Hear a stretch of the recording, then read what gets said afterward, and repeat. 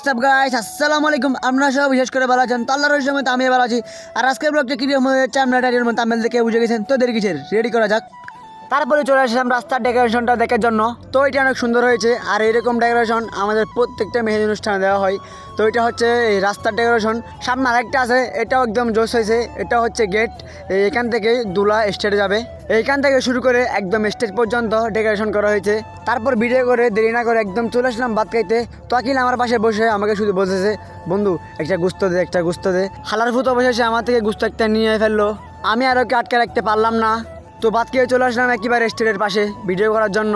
ভাবতাছি video যেহেতু করতেছি stage সহ ভিডিওর মাধ্যমে নিয়ে আনি। তারপর যার মেহেদি অনুষ্ঠান তার ভাই গেছে আমাদেরকে ডাকার জন্য। সে বলতেছে, ওই তোরা সব এদিকে আই, সবাই একটু নাচানাচি করে আমার ভাইকে আনতে হবে। তারপরে শুরু হয়ে গেল দুয়াবাজির খেলা। তো আপনারা ভিডিওটা এনজয় করতে থাকেন।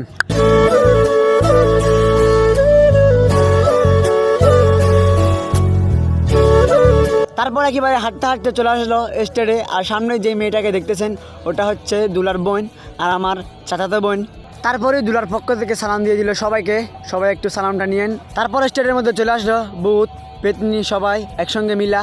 তারপরে শুরু হয়ে গেল আমাদের চাইনিজ ডান্স। আর গানের সঙ্গে নাচের সঙ্গে কোনো মিল নাই, কারণ ওই মিউজিকটা যদি ভিডিওর মধ্যে চলে তাইলে ভিডিওর মধ্যে কপিরাইট আসবো, তাই মিউজিকটা চালাতে পারি নাই। তো সবাই ভিডিওটা এনজয় করতে থাকেন।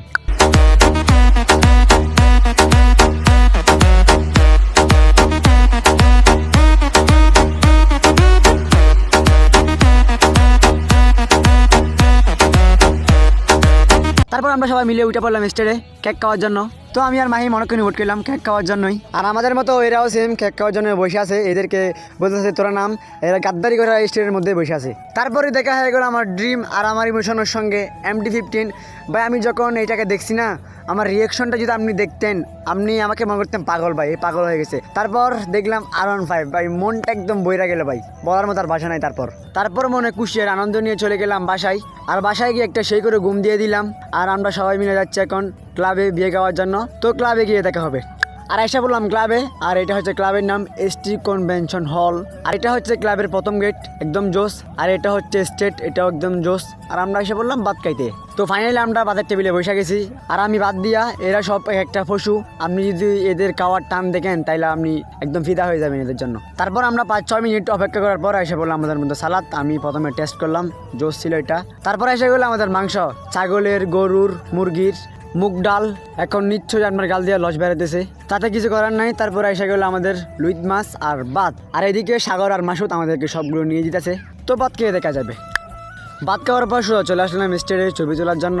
আর মাঝখানে একটু ভিডিও করে নিলাম। তারপর এদিকে দেখলাম দুলা এসে গেছে, কিন্তু বউর দেখা পাইলাম না, আমাদের ভাগ্য খারাপ। তারপর চলে আসলাম বাড়ি। তো গাইস আজকের ব্লগটা এই পর্যন্ত। আর যদি ব্লগটা ভালো লাগে ফটাফট লাইক কমেন্ট শেয়ার সাবস্ক্রাইব করে দিবেন। আর সবাই ভালো থাকবেন, সুস্থ থাকবেন। দেখা হবে নেক্সট ব্লগে। আল্লাহ হাফেজ।